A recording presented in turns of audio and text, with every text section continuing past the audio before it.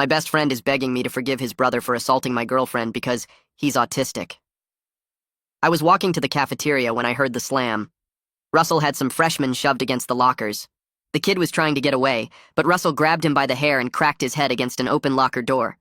Blood ran down his face and the kid fell to the floor.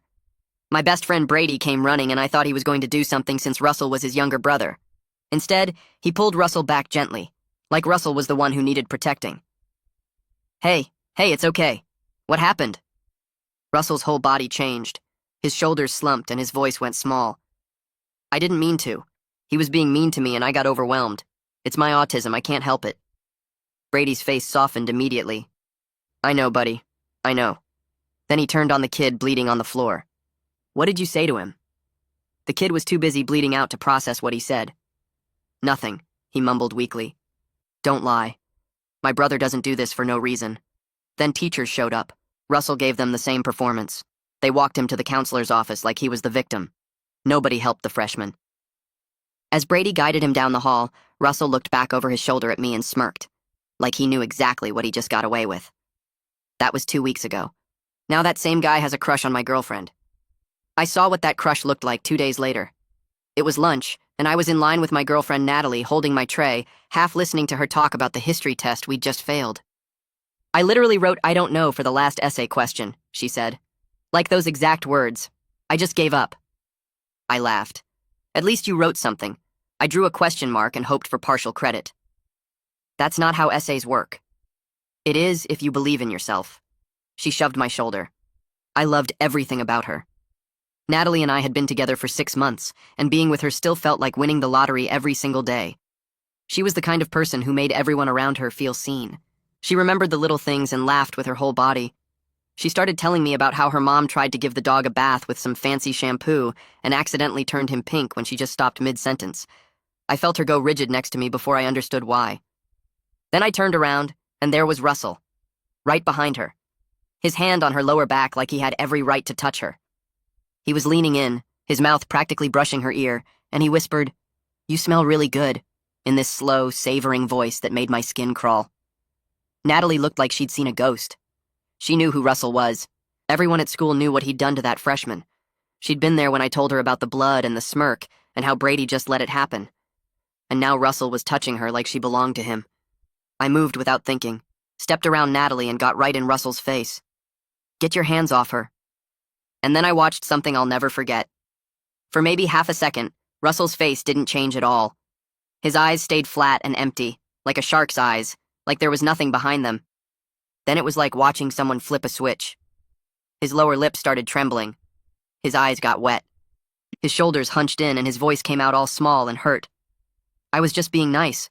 Why are you yelling at me?" The transformation was insane. If I hadn't seen his eyes in that first moment, I might have actually believed he was upset. The lunch monitor, Mrs. Weaver, came over. She was this older lady who'd never liked me ever since I accidentally spilled orange juice on her shoes freshman year. She looked at Russell, saw a small kid who looked like he was about to cry, then looked at me, a guy who's almost 6 feet tall standing over him with my fists clenched, and her face got all hard and judgmental. "Is there a problem here?" she asked, but you could tell she'd already decided whose side she was on. Russell pointed at me with a shaky finger.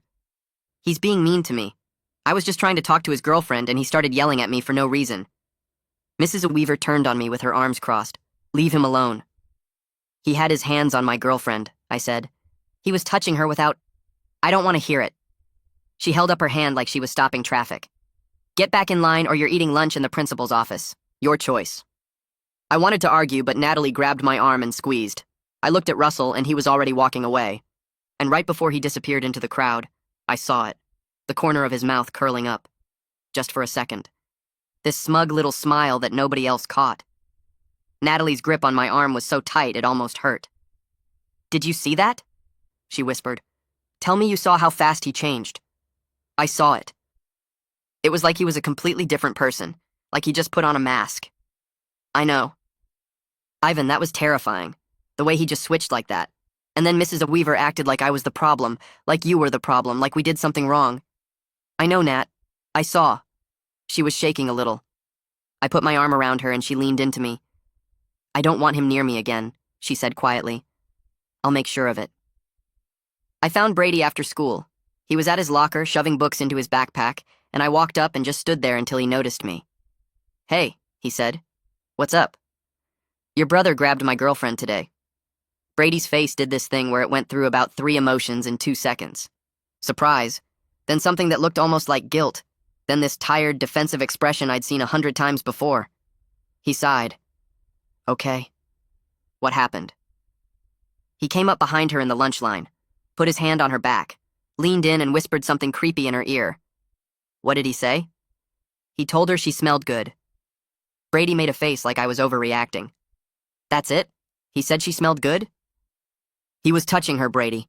He had his hands on her without permission. "Ivan, come on. He's never had a crush before. He doesn't understand how to act around girls." I couldn't believe what I was hearing. "So that makes it okay?" "That's not what I'm saying. I'm saying he doesn't know any better. He doesn't understand boundaries the way other people do. He's not 5 years old. He's 17. Brady closed his locker and finally looked at me straight on. "Then she should just tell him nicely that she's not interested, instead of you getting in his face and making him feel like a freak. You know how he is, Ivan. He doesn't mean anything by it." I stared at my best friend. We'd known each other since 2nd grade. We'd been through everything together. And right now, he was standing there making excuses for his brother like it was the most natural thing in the world, like he'd done it 1,000 times before, which, I realized, he probably had. "This isn't okay," I said. "It's not a big deal. Just let it go." "It is a big deal. To Natalie. To me. You're overreacting." I turned and walked away before I said something I'd regret. Russell got worse after I confronted him. Way worse. It was like me stepping in had made Natalie more interesting to him somehow, like she was a challenge now. 3 days later, I was sitting in English class half asleep when my phone buzzed. Text from Natalie. "Gym hallway now." My heart started pounding. I raised my hand. "Can I use the bathroom?" I didn't wait for an answer, just grabbed the hall pass and practically ran to the gym. Natalie was waiting outside the gymnasium doors. She wasn't crying. Her eyes were dry and hard, and her hands were balled into fists at her sides. She looked furious. "He tried to kiss me," she said. "What?" "Russell. Just now. He cornered me in the hallway and tried to kiss me. Tell me exactly what happened." She took a breath. "I was taking the shortcut by the gym. You know, the one I always take to get to 4th period? And he was just there, standing at the end of the hallway, blocking my path." I could picture it as she spoke. The empty hallway with the flickering fluorescent lights. Natalie walking alone. Russell appearing out of nowhere like he'd been waiting for her. "I tried to go around him," she said, "and he moved with me. Like it was a game. I went left, he went left. I went right, he went right. I told him to move and he just smiled at me." She shuddered. This creepy, slow smile, like he was enjoying it. "Then what?" "Then he grabbed my face, both hands. His fingers were digging into my cheeks and he just pulled me toward him. He was trying to kiss me, Ivan. He was actually trying to force me to kiss him." My hands were shaking. "What did you do?" "I shoved him, hard as I could. He flew back and hit the wall and then..." She laughed, but there was no humor in it. Then the tears started. Instantly. Like he'd flipped a switch, he started crying and saying, "Why is everyone so mean to me? I just like you. I just wanted to show you I like you. Are you kidding me?" It gets better. This substitute teacher came around the corner right then. She saw Russell crying against the wall and me standing there, and you know what she said to me? She said I should feel flattered that he likes me. She said I shouldn't assault disabled kids. She made me apologize to him, Ivan. Right there in the hallway. While he stood there sniffling and wiping his tears and looking at me with this tiny little smile that nobody else could see. She was pacing now, back and forth, her sneakers squeaking against the floor. "I want to hurt him," she said. "I actually want to hurt him. Is that bad? Am I a bad person for wanting to hurt him? No. Because I really, really want to hurt him. And then I want to hurt everyone who keeps looking at me like I'm the crazy one. Like I'm making this up. Like I should just be grateful that some creep is obsessed with me." I reached for her and she stepped back. "Don't. I'm not done being mad yet." So I waited. I leaned against the wall and let her pace and let her vent. She talked about how nobody ever asked for her side of the story. How the sub just saw Russell's tears and assumed Natalie was the villain. How she felt like she was losing her mind because everyone kept telling her that what she experienced wasn't really happening. "What if it gets worse?" she asked. What if he does something worse and nobody believes me then either? We'll figure this out. How? How are we going to figure this out when everyone thinks he's the victim? I didn't have an answer for that. Finally, she stopped pacing. Her shoulders dropped and she looked exhausted, all the anger draining out of her at once. What are we supposed to do? She asked quietly. Nobody believes us. I pulled her into a hug, and this time she let me. She pressed her face into my shoulder and I could feel her breathing, trying to calm down. I promise we'll figure this out, I said. Okay. I mean it. I know. That night my phone rang at 11:30. I was already in bed, half asleep, and I almost didn't answer. Then I saw Natalie's name on the screen and I knew something was wrong. He's outside my house, she whispered. Her voice was shaking. What? Russell. He's standing on the sidewalk, just standing there, staring at my window. I sat up so fast I almost fell out of bed. Are you sure it's him? I looked through the blinds. He's right under the streetlight. He's not even hiding. He's just staring up at my bedroom like he's watching a movie. Did you call the cops? I called them before I called you. They came, they talked to him, and then they left. What do you mean they left? They said he's not breaking any laws. He's standing on a public sidewalk. It's a free country. He told them he was going for a walk and stopped to catch his breath and didn't even know this was my house. And they believed him. Of course they believed him. I'm coming over. Ivan. I'm coming over right now. I drove to her house way too fast, ran 2 stop signs. Didn't care. When I got there, she met me at the door and she looked small in a way I'd never seen before, scared in a way that made me want to break something. She took me up to her room and sat on her bed and opened her laptop. I've been keeping track of everything, she said. What do you mean? Documenting, dates, times, screenshots, everything he's done, because I knew nobody would believe me without proof. She pulled up a folder. It was organized meticulously, every incident written down, every text message saved. She'd been building a case this whole time while everyone else was telling her she was overreacting. She handed me her phone. Look at his texts from today. I started scrolling. 113 texts. In a single day. At first they seemed almost innocent. Hi. How are you? I saw you today. You looked pretty. Then they got more insistent. Why aren't you answering? I know you're reading these. You can't ignore me forever. Then darker. Ivan doesn't treat you right. I would treat you so much better. You belong with me. We're meant to be together. And then the last one, sent 40 minutes before she called me, the one that made my blood run cold. I see your bedroom light is on. Are you thinking about me too? I looked at Natalie. She was watching my face. Every time I try to tell someone, they act like I'm being dramatic, she said. So tell me, am I being dramatic? Is this normal? Is this what a harmless crush looks like? I couldn't answer because we both knew it wasn't. The next morning, I found Brady before first period. He was alone at his locker and I walked right up to him and shoved my phone in his face. He stood outside her house last night. He's sending her over 100 texts a day. Look at this. Brady's jaw tightened. He pushed my hand away without even glancing at the screen. He probably just wanted to make sure she got home safe. Are you joking right now? You're making him sound like a predator, Ivan. He's my brother. Your brother grabbed her face and tried to force her to kiss him. Your brother stands outside her house at night watching her window. Your brother sent her over 100 texts in one day. What does he have to do before you believe me? Brady stepped closer, lowering his voice. You need to drop this. I'm serious. You're going to ruin his life over a crush. I looked at him. My best friend since we were 7 years old. And I felt absolutely nothing. If something happens to her, I said slowly, it's on you. His face flinched like I'd slapped him. Neither of us moved for a long moment. 17 years of friendship just hanging there between us, cracking down the middle. I turned and walked away. Didn't look back. That night I sat in my room trying to figure out what to do. I needed proof they couldn't ignore. Real proof. Not just screenshots they could wave away. Not just Natalie's word against his. And then I remembered the freshman. The kid Russell slammed into the locker door. The kid lying on the floor with blood running down his face while Brady told him he must have done something to deserve it. Russell had been doing this his whole life, hurting people and getting away with it because everyone believed his act. Which meant there were other victims out there. Other kids he'd hurt. Other kids who'd been silenced. Kids who might finally be willing to talk if someone bothered to ask. I was going to find every single one of them. So that's where I'm at. Everyone thinks I'm the villain.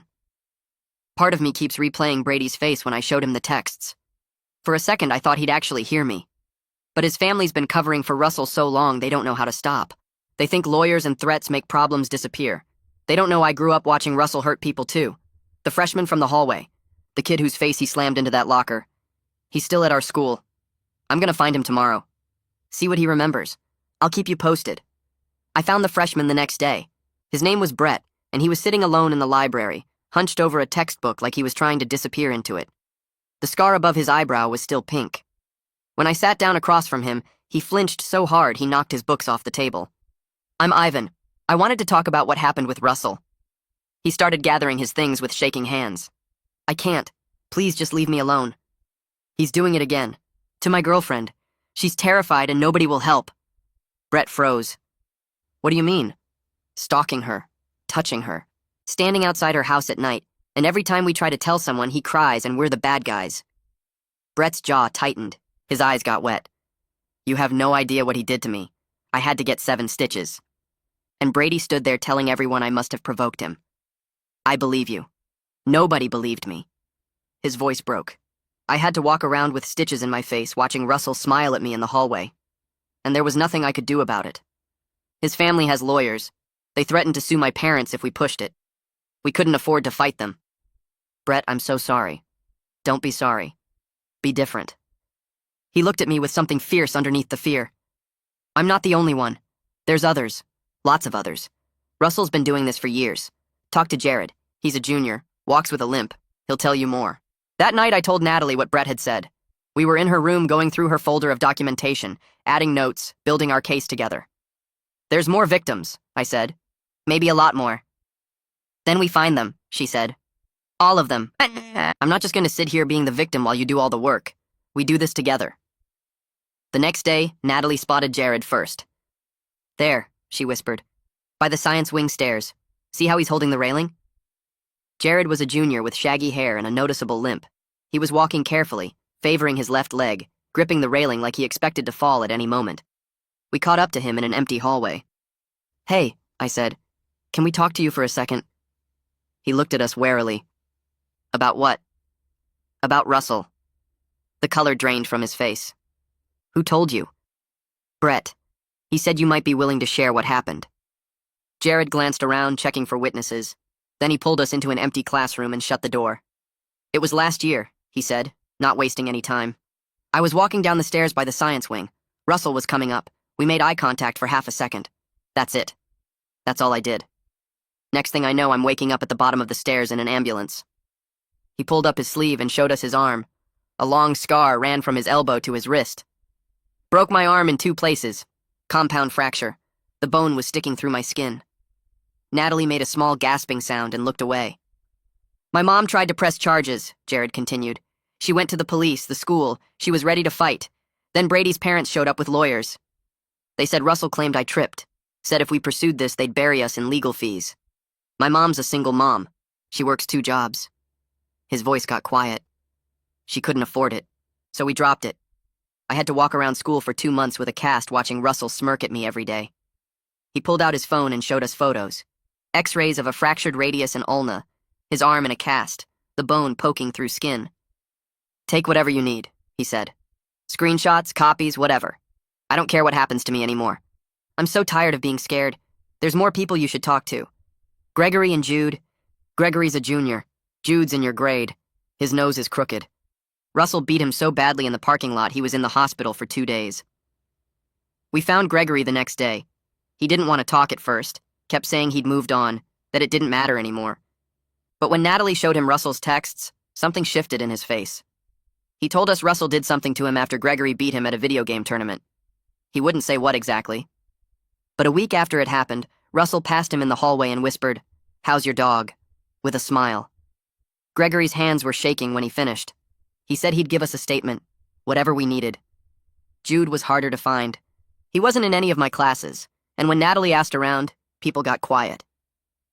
He doesn't really talk to anyone anymore, one girl told her. Not since what happened to him. We finally tracked him down after school, sitting alone on the bleachers by the empty football field. When we approached, he didn't flinch or look scared. He just looked tired, exhausted, like he'd been carrying something heavy for years and had given up trying to set it down. "I know why you're here," he said before we could speak. "Brett told Jared. Jared told someone. Word gets around. The answer is no. You haven't even heard what we're asking. I don't need to hear it." He stood up and I saw it clearly now. His nose bent slightly to the left. Healed wrong. "Russell beat me so badly in the parking lot that I was in the hospital for 2 days. My nose never healed right. I still get headaches. My little sister had nightmares for weeks because of how I looked when they brought me home." His voice was steady, but dead. "And nothing happened to him.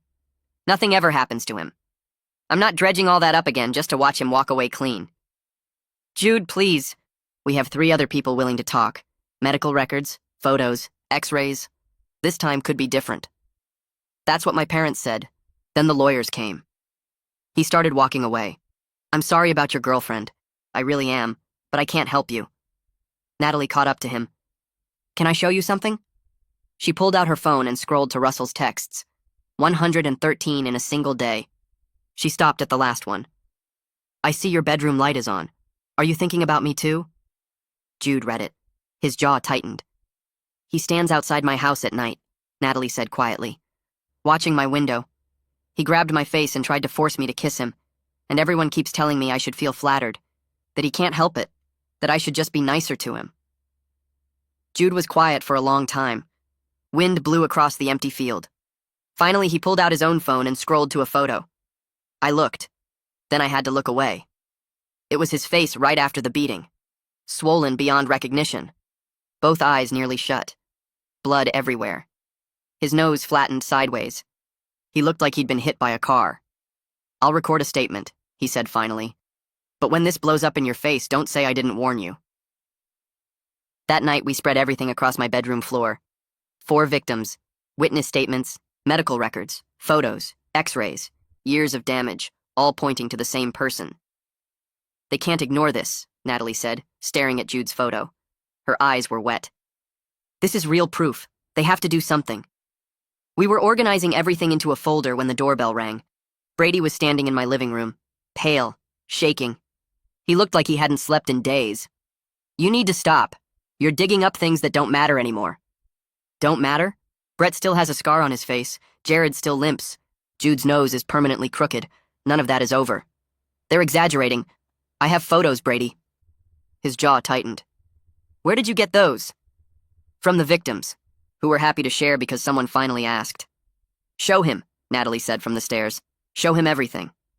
I got the folder, handed it to Brady, watched his face as he flipped through the pages, the statements, the photos, the x-rays. When he got to Jude's face, his hands started trembling so badly the papers rattled. "He really did all this." His voice cracked. He stopped, swallowed. For one moment, my best friend was back. I could see it in his eyes. The horror, the realization. I watched him add it up. Every time he'd said, he didn't mean it. Every victim he'd helped silence. Every mess he'd cleaned up. If Russell was guilty of all this, then Brady was guilty too. He'd spent his whole life enabling a monster. Then his expression hardened. The moment was gone. "You're destroying my family over lies." He grabbed for the folder. I pulled it back. Natalie stepped forward. "You saw the proof." "How can you still defend him?" Brady whirled on her with venom in his eyes. "You're the reason this is happening. If you'd just been nicer to him. You've got Ivan so twisted around you he can't think straight anymore." "Get out," I said. "Ivan, get out of my house. Now." He stared at me, then at the folder, then back at me. "You're going to regret this." He slammed the door behind him. Natalie was shaking. I pulled her close and we stood in the silence of my living room, surrounded by evidence that apparently didn't matter. The next morning, barely 7 a.m., the doorbell rang again. Brady's parents on my porch, his dad in a suit, his mom clutching her purse with white knuckles, and behind them, a man with an expensive briefcase, the lawyer. "Your son has been harassing our family," Brady's dad said coldly, "encouraging people to make false statements, collecting defamatory evidence against a disabled minor." My mom appeared behind me in her robe, coffee in hand. "I've seen the evidence. It's not false." The lawyer stepped forward. "Mrs. Forbes, if your son continues this harassment, we will pursue legal action, defamation, intentional infliction of emotional distress. We'll also be contacting every family whose child participated in this witch hunt." My mom took a sip of her coffee. Then she stepped forward. "I've seen the photos, the medical records. I've seen the texts Russell sends. Over 100 in a single day. I've heard about him watching her window at night. She stepped closer. Brady's mom actually retreated a step. You can threaten us all you want, but I'd rather get sued than let another girl get hurt. Now get off my property. She closed the door in their faces. That afternoon, my phone buzzed. Jared. Lawyer called my mom at work. She came home crying. I can't do this to her. I'm sorry. Brett. My parents got a letter. They're terrified. I wanted to be heard, but I can't destroy my family. I'm sorry, Ivan. Gregory. They threatened to sue. My mom said we have to stop. I'm so sorry. But Jude didn't text. Natalie found out what happened when she went to check on him.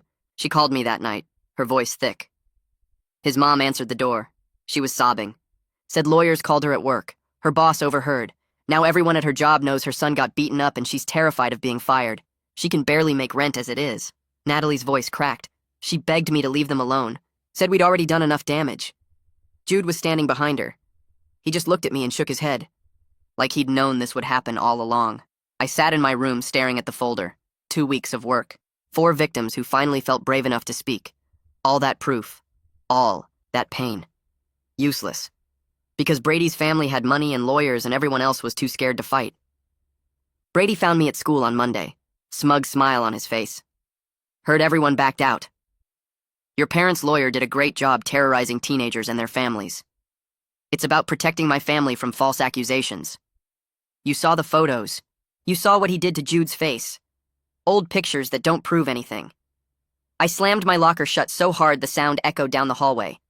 People turned to look. It's over when Natalie is safe. And Brady? I stepped close enough to see the fear flicker in his eyes. If your brother touches her again, I don't care what your lawyers do. I will put him in the hospital. Brady's face went white. Ivan, we're done here. I walked away. He didn't follow, so the evidence didn't matter. 4 victims, medical records, X-rays, photos of Jude's face beaten beyond recognition. None of it was enough. I thought about what comes next. More of the same? Watching Russell circle Natalie while everyone looks the other way? I can't live like that. She can't live like that. Russell's been quiet since the lawyer visit. His parents probably told him to lay low while they handled things. He thinks he won. Brady thinks it's over. Maybe it really is over. Maybe the lawyers scared him straight. Guess we'll find out. I'll let you know. Something changed after the lawyer visit. Russell stopped showing up everywhere. No text to Natalie, no hallway run-ins, no standing outside her house at night. 1 day passed, then 2, then 3, then 4. Natalie started sleeping through the night again. She stopped checking her windows before bed. She stopped flinching every time someone walked up behind her. Maybe his parents told him to knock it off, she said when I picked her up for school on Thursday.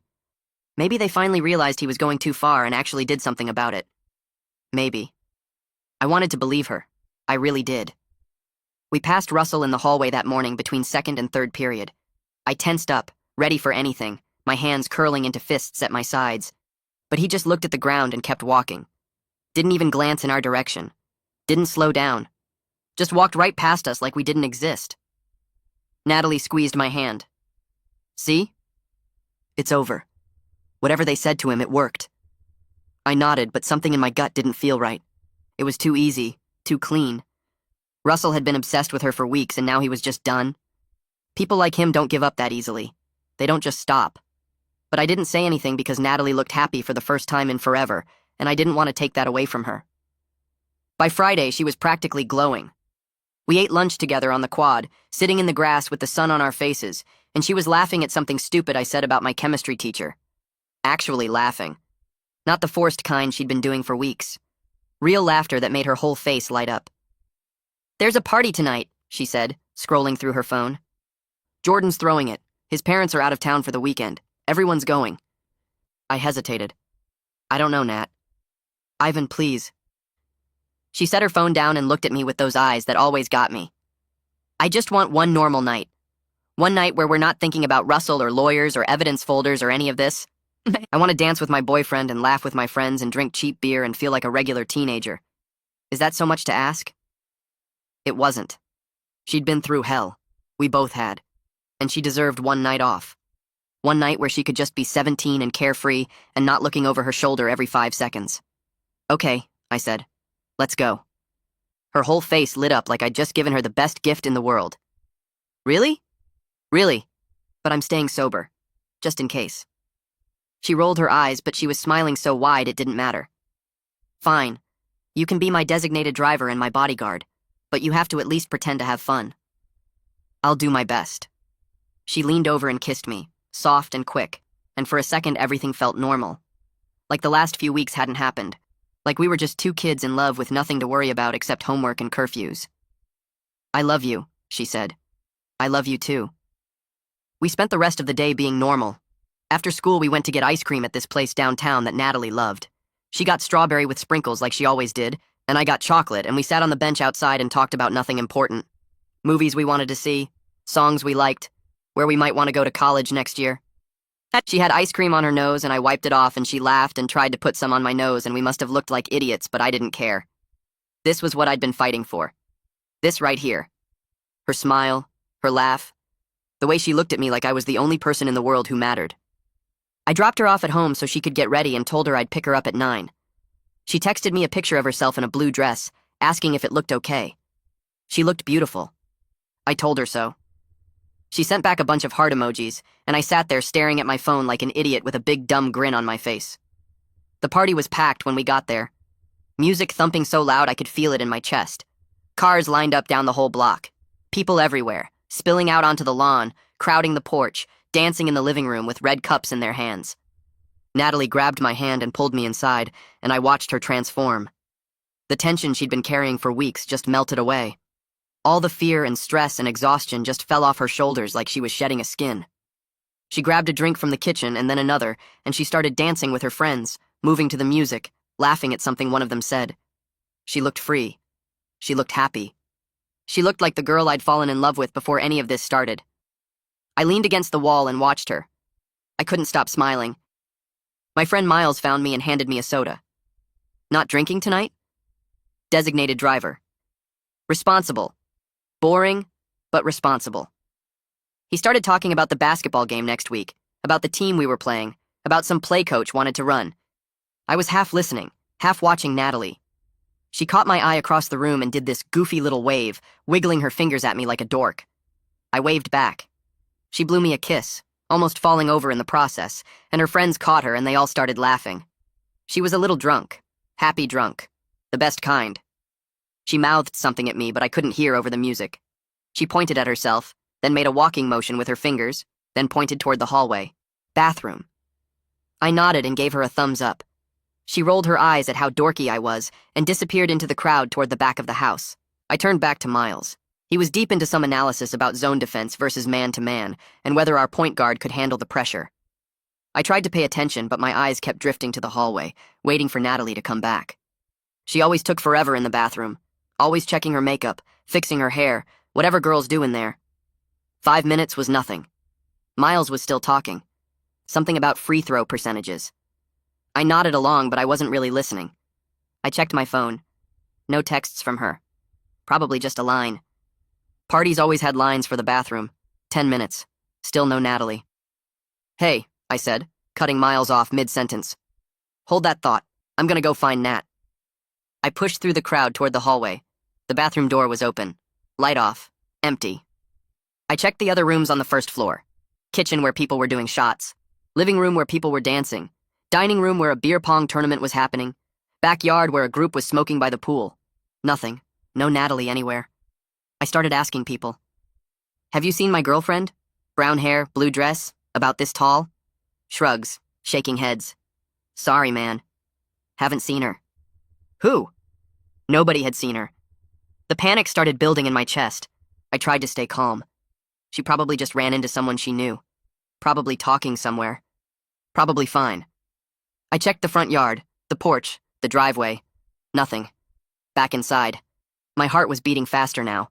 I grabbed a girl by the arm who was coming out of the kitchen. Have you seen Natalie? Brown hair, blue dress. Oh yeah, I saw her like 10 minutes ago. She was heading upstairs. There was a huge line for the bathroom down here, so I think she went to find another one. Thanks. I was already moving toward the stairs. Something felt wrong. Really wrong. I took the stairs 3 at a time, shoving past people, not caring who I knocked into. Some guy yelled, "Hey, watch it!" But I was already gone. The upstairs hallway stretched out in front of me. 4 doors. Music thumping from below, my heart pounding so hard I could hear it in my ears. First door. I pushed it open. Empty bedroom. Coats piled on the bed. Second door. Bathroom. Some guy throwing up in the toilet, his friend holding his hair back. Did a girl come in here? Brown hair? Blue dress? They shook their heads. Third door. Locked. I pressed my ear against it. For a second I heard nothing but the muffled bass from downstairs. Then I heard her scream. Everything after that happened in fragments. I slammed my shoulder into the door. It didn't budge. I backed up and kicked it as hard as I could. The frame splintered. One more kick. The door flew open and crashed against the wall. And there was Russell. On top of Natalie. On the bed. Her shirt was torn. Her mascara was streaked down her face in black rivers. She was fighting him, trying to push him off, but she was drunk, and he had her wrists pinned above her head with one hand.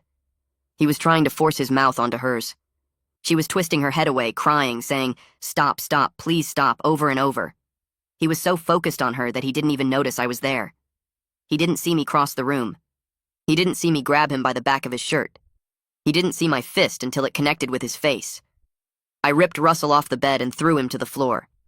He hit hard, the back of his head cracking against the hardwood, and for a second he just lay there stunned, blinking up at the ceiling like he couldn't understand what had just happened. Then his eyes focused on me and I saw it. That flash of calculation. That moment where he was deciding which mask to put on. His lips started to tremble. His eyes started to water. He opened his mouth to say the words he'd said 1,000 times before, the words that had gotten him out of everything, the words that had let him hurt person after person without ever facing a single consequence. "I can't help it. I didn't let him finish. I was on him before he could get the sentence out. My fist connected with his nose and I felt it break under my knuckles. Blood sprayed across his face. He screamed. I hit him again. His lip split open. Again. His cheek. Again. His eye. I couldn't stop. Every punch was for something. For Natalie. For Brett and the scar on his face. For Jared and his broken arm. For Gregory and whatever Russell did that made him flinch every time he heard, "How's your dog?" For Jude and his crooked nose and his little sister's nightmares. For every single person Russell had ever hurt while everyone looked the other way. For every tear he'd faked. For every lie he'd told. For every smug smile when he thought nobody was watching. My fists kept swinging. I could hear myself making sounds, grunts, and snarls that didn't sound human. Russell's face was turning into something unrecognizable, a mask of blood and swelling flesh, and I didn't care. I wanted to destroy him. I wanted to hurt him the way he'd hurt everyone else. I wanted to make sure he never touched another person again. Someone screamed from the doorway. I didn't stop. More voices now. Shouting. People crowding into the room. I felt hands grabbing at my shoulders, my arms, trying to pull me off. I shrugged them away and kept hitting. It took 3 people to finally drag me back.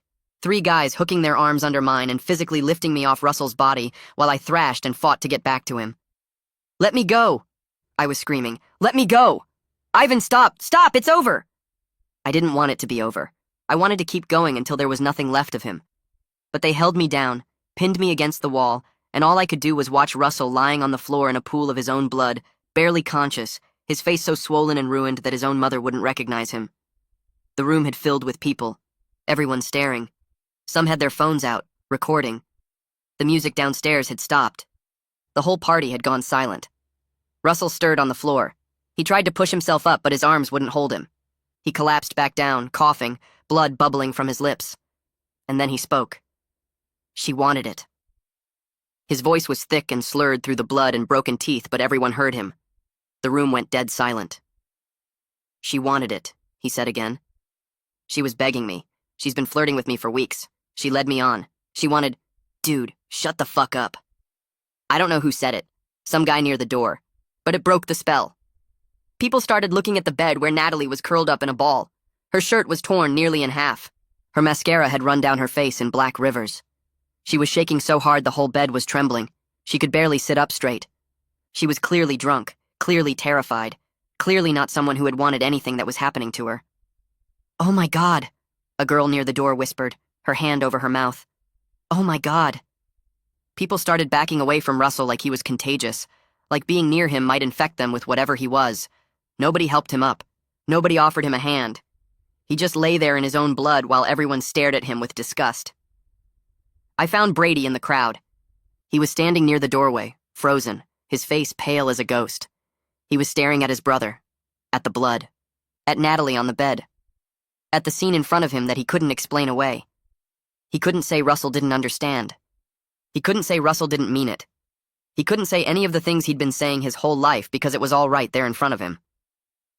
His brother had followed a girl to an empty room. His brother had pushed her inside and locked the door. His brother had pinned her down and tried to force himself on her. And when he got caught, his brother didn't cry. Didn't play the victim. He said she wanted it. He said she was begging for it. That's not someone who doesn't understand. That's someone who knew exactly what he was doing and thought he could talk his way out of it like he always did. I watched Brady's face crumble. I watched 17 years of denial collapse in on itself. I watched him realize what he'd been protecting, what he'd been enabling, what he'd helped create. Every excuse, every cover-up, every time he'd said he can't help it or he didn't mean it or you must have provoked him. It was all right there on his face. The horror, the guilt, the understanding that he was part of this, that Russell's victims were his victims too. Someone had called 911. I could hear sirens in the distance, getting closer. People started clearing out, not wanting to be around when the cops showed up. But enough stayed, enough witnesses, enough people who had seen what Russell was doing when I broke down that door. The paramedics arrived first. 2 of them rushed upstairs with a stretcher and medical bags. They took one look at Russell and started working on him immediately, checking his vitals, stabilizing his neck, shining lights in his eyes. One of them looked at me with something that might have been judgment, or might have been understanding. I couldn't tell, and I didn't care. They loaded Russell onto the stretcher. His face was swollen beyond recognition. One eye completely shut, the other barely open, just a slit of white visible through the purple flesh. Blood was still pouring from his nose and mouth, soaking through the gauze they pressed against his face. He was mumbling something as they carried him out. Still talking. Still trying to explain. She wanted it. She was flirting with me. I didn't do anything wrong. She wanted... One of the paramedics told him to stop talking. He didn't listen. He kept mumbling all the way down the stairs, his words getting more slurred as the shock set in. The cops came next. 2 of them. They took one look at the room, at Natalie on the bed, at the broken door, at the blood on the floor, and started separating people. Witnesses over here, everyone else downstairs. They found a blanket somewhere and wrapped it around Natalie's shoulders. She was still shaking, still crying. But when they asked her what happened, her voice was steady. "He followed me upstairs," she said. "I was looking for the bathroom. He pushed me into this room. He locked the door. He pushed me onto the bed. Her voice broke. She took a breath. "He tried to wrap me. My boyfriend broke down the door and stopped him." The cop wrote everything down. Didn't interrupt. Didn't ask leading questions. Just let her talk. When she was done, he turned to me. "What happened?" I heard her scream. The door was locked. I kicked it down. He was on top of her. I pulled him off. I hit him. "How many times?" "I don't know. A lot." The cop looked at the blood on my knuckles, at the blood on the floor, at the dent in the wall where Russell's head had hit when I threw him down. "He going to live?" I hadn't thought about that. I looked at my hands like they belonged to someone else. "I don't know." The cop nodded slowly. He wrote something in his notebook. I waited for him to put me in handcuffs, to tell me I was under arrest for assault, for attempted murder, for whatever they charge you with when you beat someone half to death with your bare hands. Instead, he just said, "We'll need you to come to the station. Give a full statement, but you're not under arrest, not right now. What I saw when I walked in, what the witnesses are telling me." He shook his head. "You might be okay." Natalie found me after she finished giving her statement. She was still wrapped in the blanket, still shaking, but she walked straight to me and buried her face in my chest. I wrapped my arms around her and held on tight. We stood there in the front yard of the party house while red and blue lights flashed around us. She didn't say thank you. She didn't have to. She just held on like I was the only thing keeping her from falling apart. "I'm sorry," I said into her hair. "I'm sorry I let him get close to you. I should have been watching. I should have..." "Don't." Her voice was muffled against my chest. "Don't apologize. You saved me. You're the only one who ever protected me." We stayed like that for a long time. I don't know how long. People moved around us, cops asking questions, witnesses giving statements, paramedics loading equipment back into the ambulance. None of it mattered. The only thing that mattered was that she was safe. She was alive. She was in my arms. A commotion near the ambulance made me look up. A car had screeched to a stop at the curb and Brady's parents were jumping out. His mom was running toward the ambulance, heels clicking on the pavement, screaming Russell's name. His dad was right behind her, face red with fury, already yelling at anyone who would listen. "What the hell happened? Who did this to my son? I want someone arrested, I want—" One of the cops stepped in front of him, blocking his path to the ambulance. "Sir, I need you to calm down." "Don't tell me to calm down. Someone assaulted my son. I want them arrested right now." "Sir, your son is being taken to the hospital. He's stable, but I need to inform you that he's being charged." Brady's dad stopped. "What?" "Your son is being charged with attempted sexual assault.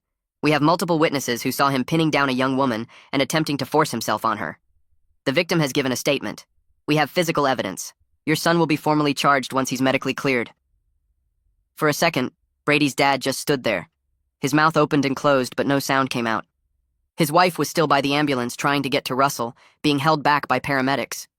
And for the first time since I'd known them, the people who had threatened and intimidated and bullied everyone into silence had nothing to say. No threats, no lawyers, no accusations, just silence. Brady approached me while his parents were distracted. I felt Natalie tense in my arms. I turned to face him, keeping her behind me. He looked like hell, pale and drawn, like he'd aged 10 years in the last hour. His eyes were red. His hands were shaking. "Ivan," he said. His voice cracked. "I'm sorry. I didn't know he was... I never thought he would..." "You knew." The words came out cold and flat. "You always knew. You saw those photos. You saw what he did to Jude, to Brett, to Jared. You knew exactly what he was capable of, and you protected him anyway. I didn't think... You didn't want to think. There's a difference." Brady opened his mouth, closed it, opened it again. Nothing came out. What could he say? What excuse could possibly cover this? He'd spent his whole life defending his brother, making excuses, cleaning up messes, silencing victims. And now his brother was in an ambulance with a face that looked like raw meat, being charged with attempted rape, and there was nothing Brady could say or do to fix it. "We're done," I said. "Don't talk to me. Don't talk to Natalie. Don't come near us. We're done." I turned and walked away with Natalie still pressed against my side. Brady didn't follow. They questioned me about the beating. I told them everything. The months of harassment, the stalking, the folder full of victims, the lawyer threats that silenced everyone. Natalie backed me up. So did every witness who saw what Russell was doing when I broke down that door. They let me go. Russell was charged with attempted sexual assault. The evidence was overwhelming. Witnesses, Natalie's statement, his own words recorded on half a dozen cell phones. She wanted it. She was begging for it. No lawyer wanted to touch it. The first one his parents called took one look at the evidence and declined. The second one did the same. Without Russell's usual protection, the other victims started talking again. Brett reached out first, then Jared, then Gregory, then Jude. One by one, they came forward, gave statements, shared their stories with the police. Everything Russell had done over the years, all the violence and manipulation that had been buried under lawyers and threats and money, it all came pouring out. 2 weeks later, I was in my room when I heard the truck. I looked out my window. A moving truck was parked in front of Brady's house. His parents were loading boxes. His mom was wearing sunglasses even though it was cloudy, probably hiding the fact that she'd been crying. His dad moved with his shoulders hunched and his head down, a man trying to disappear. Neighbors were watching from their porches. Nobody offered to help. Brady came out carrying a box. He put it in the truck, then stopped to look up at my window. We stared at each other for a long moment. I waited to feel something. Anger, sadness, loss, anything, but there was nothing. So I closed the blinds.